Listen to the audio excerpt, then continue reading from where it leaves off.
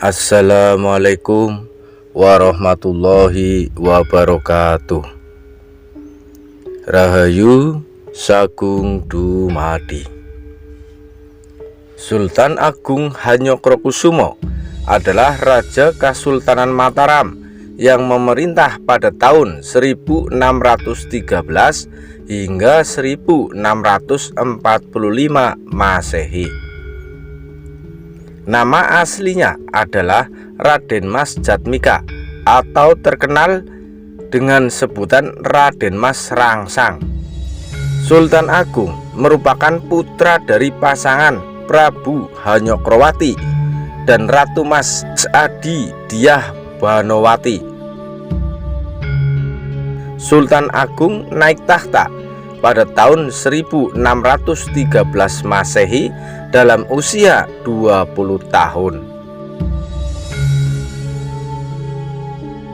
Sultan Agung dikenal sebagai salah satu raja yang berhasil membawa kerajaan Mataram Islam mencapai puncak kejayaan pada tahun 1627 Masehi. Tepatnya setelah 14 tahun Sultan Agung memimpin kerajaan Mataram Islam. Pada masa pemerintahan Sultan Agung, daerah pesisir seperti Surabaya dan Madura berhasil ditaklukkan. Pada kurun waktu tahun 1613 sampai 1645 Masehi, wilayah kekuasaan Mataram meliputi Jawa Tengah, Jawa Timur, dan sebagian Jawa Barat. Kehadiran Sultan Agung sebagai penguasa tertinggi membawa kerajaan Mataram Islam kepada peradaban kebudayaan pada tingkat yang lebih tinggi.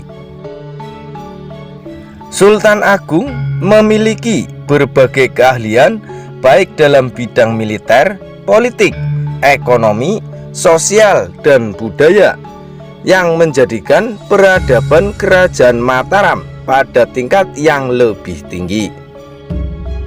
Sultan Agung merupakan penguasa lokal pertama yang secara besar-besaran melakukan perlawanan dengan Belanda yang kala itu hadir lewat kongsi dagangnya VOC. Perlawanan Sultan Agung terhadap VOC di Batavia dilakukan pada tahun 1628 Masehi dan tahun 1629 Masehi. Perlawanan tersebut disebabkan karena Sultan Agung menyadari bahwa kehadiran VOC di Batavia dapat membahayakan hegemoni kekuasaan Mataram Islam di Pulau Jawa. Kekuasaan Mataram Islam pada waktu itu meliputi hampir seluruh Jawa dari Pasuruan sampai Cirebon. Sementara itu, VOC telah menguasai beberapa wilayah seperti di Batavia. Selain itu, kehadiran VOC akan menghambat penyebaran agama Islam di Jawa yang dilakukan Sultan Agung. Sultan Agung memiliki prinsip untuk tidak pernah bersedia berkompromi dengan VOC maupun penjajah lainnya. Namun, serangan Mataram Islam terhadap VOC yang berkedudukan di Batavia mengalami kegagalan disebabkan tentara VOC membakar lumbung persediaan pangan pasukan kerajaan Islam pada saat itu. Di samping dalam bidang politik dan militer, Sultan Agung juga mencurahkan perhatiannya pada bidang ekonomi dan kebudayaan. Upaya yang dilakukan Sultan Agung antara lain memindahkan penduduk Jawa Tengah ke Kerawang Jawa Barat, di mana terdapat sawah dan ladang yang luas dan subur.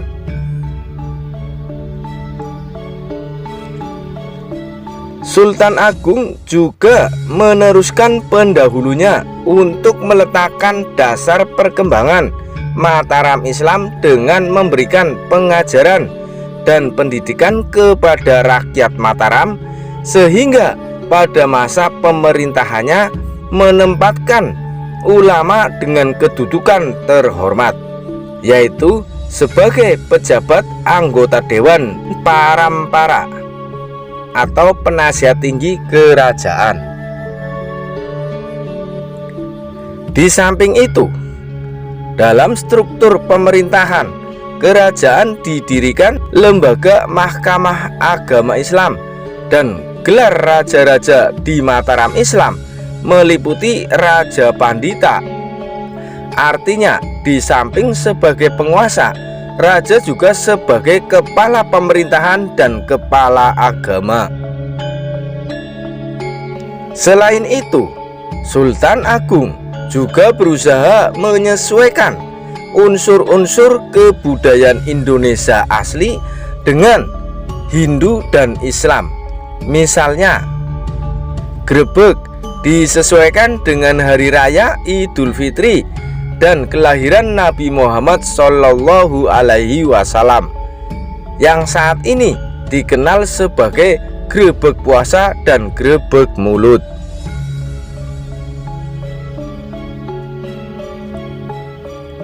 Selain itu, Sultan Agung juga mengenalkan penanggalan tahun Saka dan kitab filsafat sastra gending.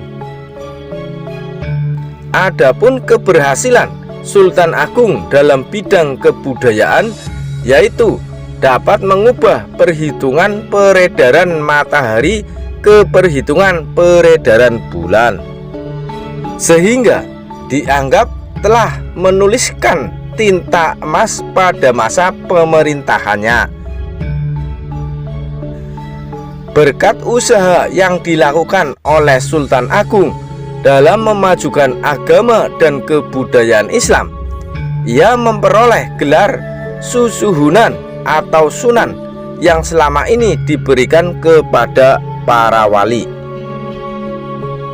Di lingkungan Keraton Mataram Islam, Sultan Agung menetapkan pemakaian bahasa Bagongan yang harus dipakai oleh para bangsawan dan pejabat demi untuk menghilangkan kesenjangan satu sama lain.